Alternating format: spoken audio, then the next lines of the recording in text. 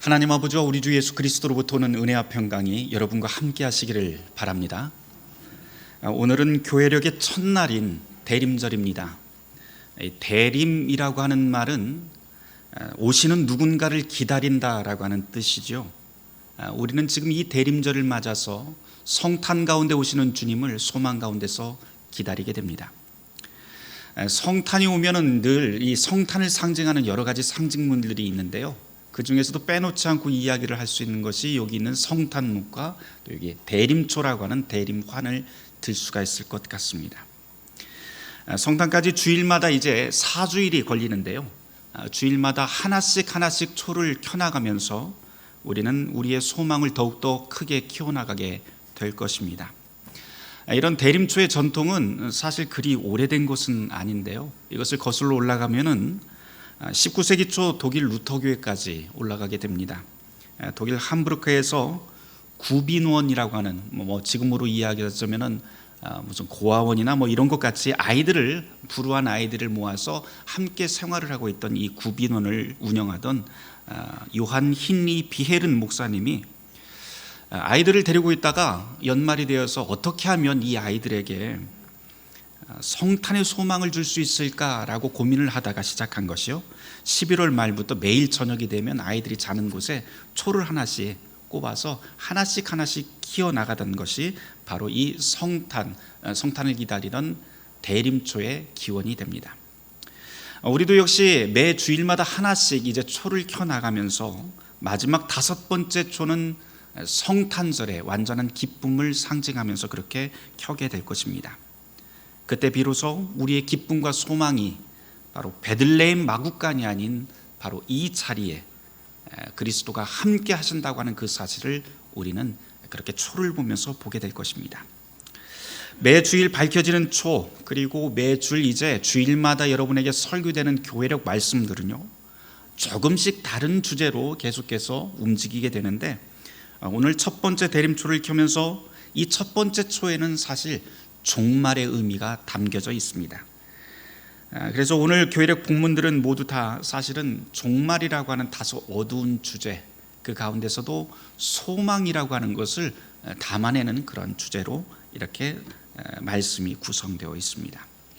대림초 말고도 또 설명을 해야 될 게 아무래도 성탄목이겠죠. 우리 교회에 오시는 분들은 오래되신 분들은 다 아시겠지만 다른 교회와 달리 성탄목이 대림절이 되면 굉장히 황량한 모습으로 서게 됩니다. 다른 곳에 가면 막 이것저것 전구며 장식물이며 많이 서 있지만 저희 교회는 대림절 첫째 주에는 아무것도 달리지 않은 그런 모습입니다.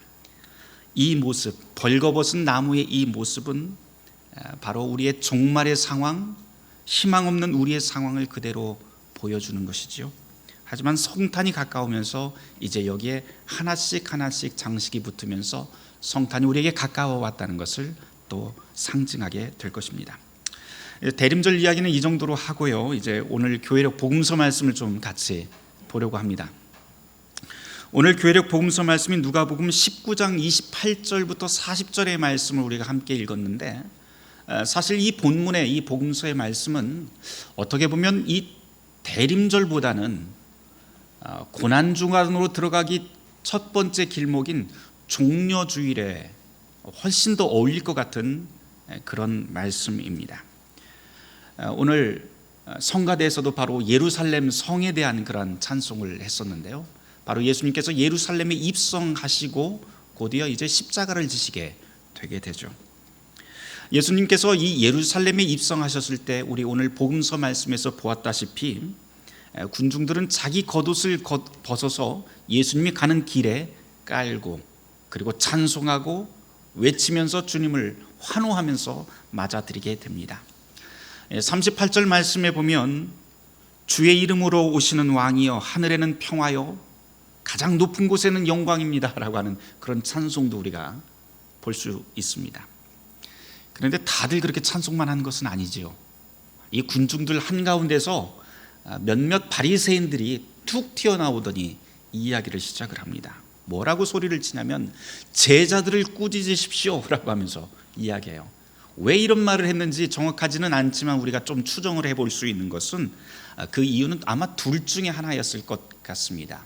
우선 첫 번째로 우리가 생각해 볼 수 있는 것은 왕도 아닌 사람이 왜 마치 왕처럼 그렇게 예루살렘 입성을 하면서 사람들의 환호를 받으면서 들어오느냐라고 하는 그런 불평입니다. 두 번째로 또 추측을 해볼 수 있는 것은 만일 당신이 왕이라고 한다면 왕이 행차할 때 그 모습에 걸맞게 좀 늠름한 군말을 타고 들어와야지 어디 그렇게 약해 빠진 어린 나귀 새끼를 타고 그렇게 옵니까? 라고 하는 조롱으로도 그렇게 볼 수가 있습니다. 여하튼 이 바리새인들의 이런 삐딱한 생각과는 전혀 상관없이 예수님은 예루살렘을 들어오십니다. 그리고 그곳은 백성들의 열렬한 환호와 기대로 가득 차 있습니다. 하지만 며칠 지나지 않아서 상황이 완전히 변하게 되죠. 이 예루살렘에 가득했던 이 환호와 찬송은 칼날 같은 저주로 변하게 됩니다. 왕으로 떠받들던 저 함성이 이제는 십자가에 못 박으라 라고 하는 그런 광기서린 외침으로 바뀐다는 것을 우리 모두 다 잘 알고 있습니다. 그러고 보면 이 예수님께서 예루살렘에 들어가시는 이 길목의 사건은 사실은 기쁨이 아니라 비극의 서곡일 수도 있습니다. 예수님 역시 이 사실을 잘 알고 있었죠. 그런데도 불구하고 예수님은 죽음의 십자가가 기다리고 있는 그곳으로 향해 걸어가십니다. 묵묵히 어린 나귀 등에 올라 그렇게 가십니다. 이 모습은 누가 보더라도 만일 죽음이 기다리고 있다라고 하는 사실을 알고 있는 사람이 본다면 바보 같은 행동이고 이해할 수 없는 여정이라고 할 수 있습니다. 그런데도 불구하고 이분은 누구도 이해할 수 없는 이 운명을 오롯이 받아들입니다. 잘 생각해 보면 예수님께서 이 죽음을 피할 수 있는 방법들은 참 여럿이 있었죠. 빌라도의 법정에서 나는 유대인의 왕이 아닙니다 라고 그렇게 말 한마디만 했어도 사형은 면했을 것이고, 가룟 유다가 은 30냥에 자신을 팔았다는 것을 알았을 때 후다닥 대제사장들에게 찾아가서 나 별로 죄가 없습니다 라고 그 무고를 이야기를 했더라면 예수님은 당신의 생명을 분명히 구했을 것입니다. 하지만 그분은 바보처럼 이 모든 해법들을 다 포기하고 맙니다. 세상에 죽음을 좋아할 사람이 어디 있을까요? 예수님도 역시 참 인간이셨다는 것을 우리가 믿는 사람이라면 예수님도 역시 죽음이 임박했을 때 공포에 사로잡혔다고 하는 것을 잊지 말아야 됩니다. 하지만 이렇게 예수님께서 그런 공포의 길, 죽음의 길을 알고서도 이 길을 선택한 데는 이유가 있었죠. 이 이유를 성경에서는 예수님 자신을 위한 죽음이 아니라 바로 우리를 위한 죽음이라고 그렇게 선언합니다. 희생이죠. 어떤 죽음이든 자기의 이익과 생존을 넘어서는 희생이라고 하는 곳에는 나름의 이유와 이름표가 따라붙게 됩니다. 어떤 사람은 사상과 신념을 위해서 자기 생명을 던지기도 하고, 또 어떤 사람은 진실을 밝히기 위해서 생명을 던지기도 하고, 또 어떤 사람은 사랑이나 연민 때문에 생명을 던지기도 합니다. 그런데 이렇게 자기의 생명을 바치는 사람들에겐 공통적으로 드러나는 한 가지 사실이 있습니다. 그것은 무엇인가 하니 자기가 말하고 싶은 것, 자기가 보여주려고 하는 그 삶이 어떤 상황에서도 유효하며 파괴될 수 없는 것이라고 확신했거나 적어도 그렇게 느꼈기 때문에 죽음을 불사하게 됩니다. 그러니 내가 죽더라도 이 확신, 내가 가지고 있는 이 확신은 누구도 꺾을 수 없다라고 하는 그 신념이 죽음이라고 하는 그 사건 안에, 그 사건 너머에 새겨져 있습니다. 다시 말해서 자신이 알리고 싶은 무언가가 죽음 저 너머에서도 사라지지 않을 것이라고 확신했기 때문에 생명을 던지는 것이죠. 그렇다면 예수님이 당신의 생명 너머에서라도 이것은 반드시 사라지지 않는다라고 확신했던 그 무언가가 무엇일까요? 우리의 주님의 그 생애를 우리가 돌아보면 예수님의 삶이라고 하는 것은 단 하나의 관심사에 집중되어 있었다고 하는 것을 우리는 확인하게 됩니다. 예수님은 모든 사람들의 생명이 하나님으로부터 왔고 모든 삶이 하나님께 의존하고 있다는 사실, 그리고 이 하나님은 우리가 두려워해야 할 그런 공포의 대상이 아니라 우리가 절대적으로 신뢰할 수 있는 분, 어떤 조건 속에서도 우리가 기댈 수 있는 분이라고 하는 사실, 바로 이 진리에 사람들을 더욱더 가깝게 만드는 것이 예수님의 소명이었고, 이 소식을 전하기 위해서 죽음도 불사하게 됩니다. 예수님이 십자가 죽음을 통해서라도 우리에게 전하려고 했던 이 소식이 정말 사실이라고 한다면 우리가 살아가고 있는 이 세계의 모든 질서, 그리고 우리 삶의 모든 기준도 송두리째 바뀌게 됩니다. 한번 생각해 보세요. 오직 하나님만이 모든 만물, 오직 하나님만이 모든 생명을 유지하는 분이고, 세상의 모든 시간, 세상의 모든 조직, 생태계의 환경, 모든 것을 움직이는 분이시라면 자연도, 국가도, 사회도, 역사도, 어떤 권세가도 그 앞에 자기 힘을 자랑할 수 없게 됩니다. 그리고 그 누구도 다른 사람의 생명 위에 올라서거나 그 앞에 설 수 없게 됩니다. 오직 하나님만이 그 일을 할 수가 있는 것이죠. 그 어떤 재력가나 정치가도 우리의 삶을 조정할 수 없고, 종교도, 심지어 교회의 최상위 기관장도 그런 일을 할 수 없게 됩니다. 혹여라도 누군가 하나님의 역할을 내가 맡았다라고 하면서 나서기라도 한다면 그 사람은 분명히 모진 비판과 비난을 받게 될 것이 확실합니다.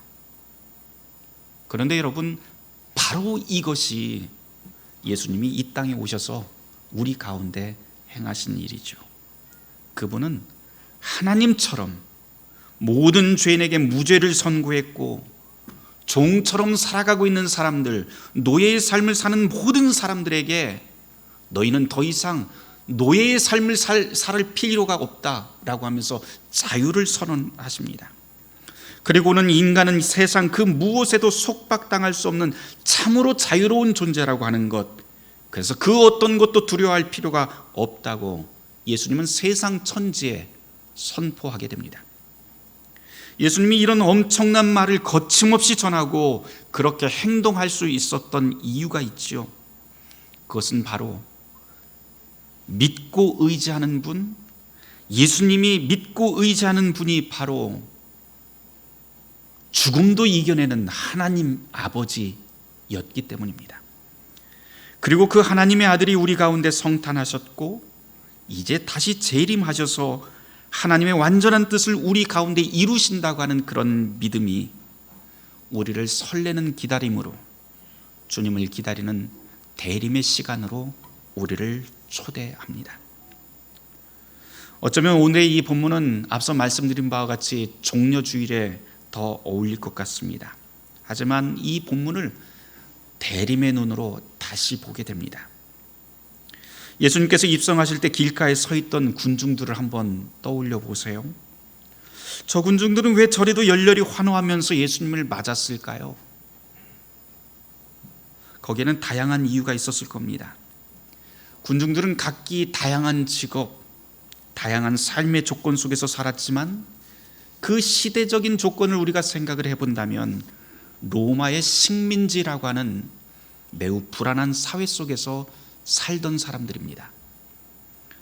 현실의 삶이 각박할수록 기다림은 절박했고, 그렇게 절박할수록 예수님을 기다리는 마음은 간절했고, 그들의 외치는 함성은 점점 더 커지게 됩니다. 누가 그렇게 간절했을지 우리는 어렵지 않게 상상할 수가 있죠.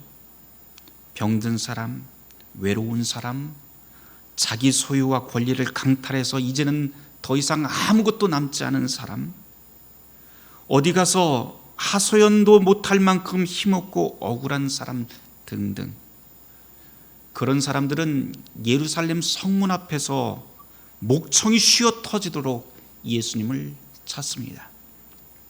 이들에게 예수를 기다린다고 하는 것은 그저 가만히 앉아 오는 것을 눈으로만 보는 그런 수동적인 기다림이 아니라 절박한 만큼의 외침, 절박한 만큼의 찬송으로 예수님을 맞이하게 됩니다.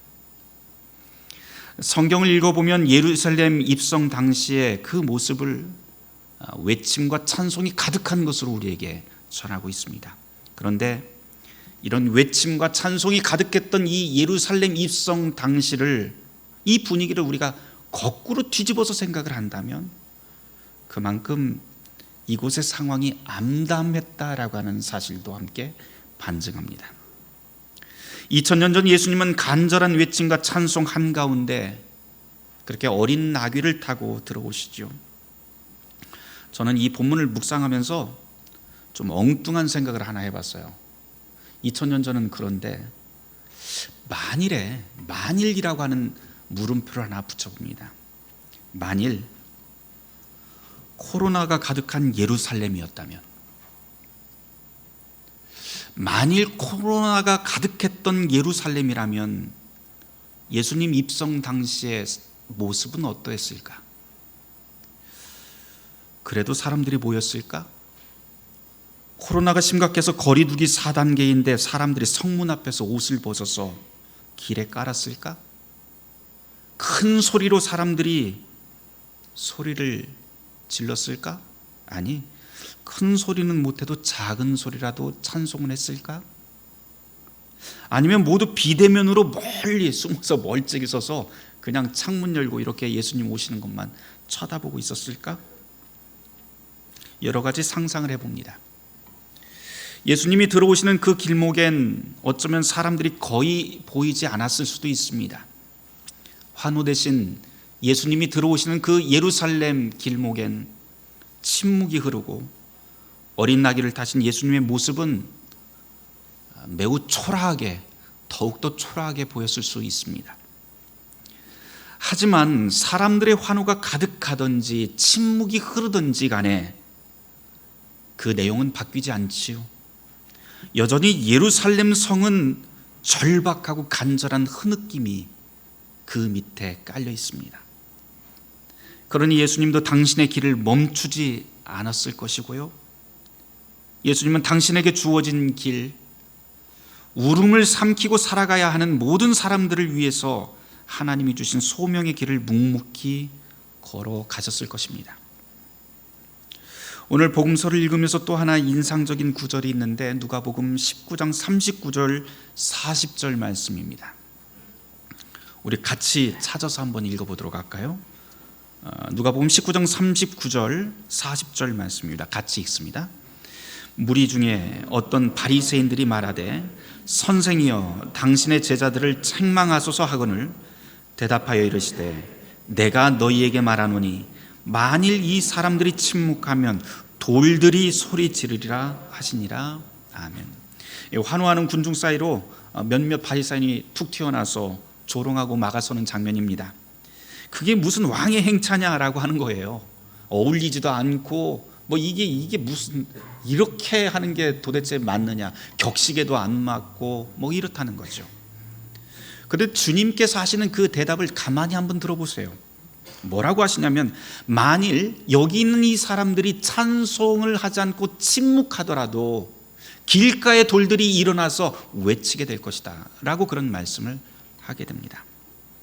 사실 예수님의 이 말씀은 실제로 길가에 돌들이 막 일어나서 군중들처럼 환호한다라고 하는 그런 이야기는 아닙니다. 일종의 비유와 상징이지요. 이 비유와 상징은 돌들이 누구인가라고 하는 것을 우리가 생각해 볼 필요가 있습니다. 여기에 나와 있는 길가의 돌이라고 하는 이 상징과 비유는 아무도 돌보지 않는 사람, 하찮은 존재들, 사람들의 발길에 차이면서 살아가는 사람들, 밤에 길가에서 이슬이 내려앉아도 누구 하나 신경 쓸 일 없는 그런 사람들, 바로 그런 연약한 사람들을 뜻합니다. 그런 서러움 가득한 사람들이 하나님 아들이 오시는 길을 기다리고 환호하게 될 것이다 라고 하는 그런 뜻으로 예수님께서는 말씀하십니다. 또 이런 뜻으로도 한번 해석할 수 있을 것 같아요.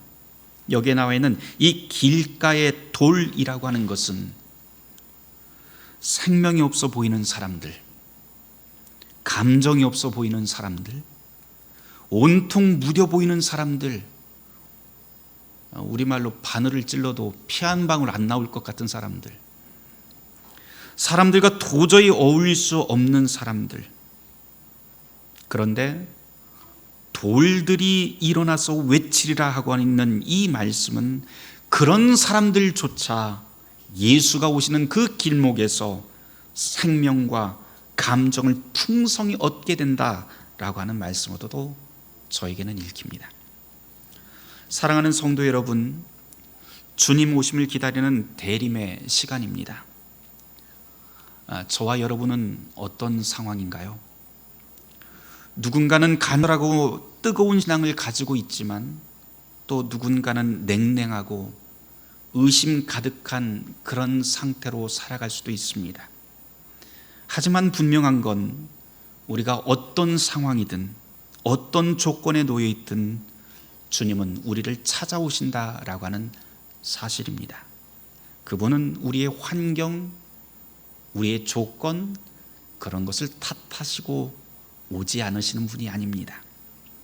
심지어 돌같이 굳어버린 마음, 변할 것 같지 않고 희망 없어 보이는 우리 삶의 자리, 그 한가운데로 묵묵히 걸어 들어오시는 분이 우리가 믿고 의지하고 또한 기다리는 성탄의 주님이십니다.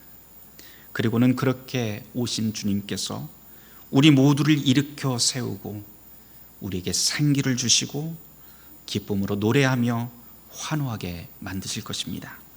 그분이 바로 우리가 기다리는 예수 그리스도이십니다. 바라기는 이 대림의 계절, 우리에게 오시는 성탄의 주님을 기도와 찬송 그리고 소망 가운데 기다리는 우리 모두가 되길 주님의 이름으로 축원합니다. 모든 지각에 뛰어난 하나님의 평강이 그리스도 예수 안에서 너희의 마음과 생각을 지키시리라. 아멘. 오늘의 이 말씀을 놓고 우리 잠시 침묵하며 묵상하는 시간 갖도록 하겠습니다.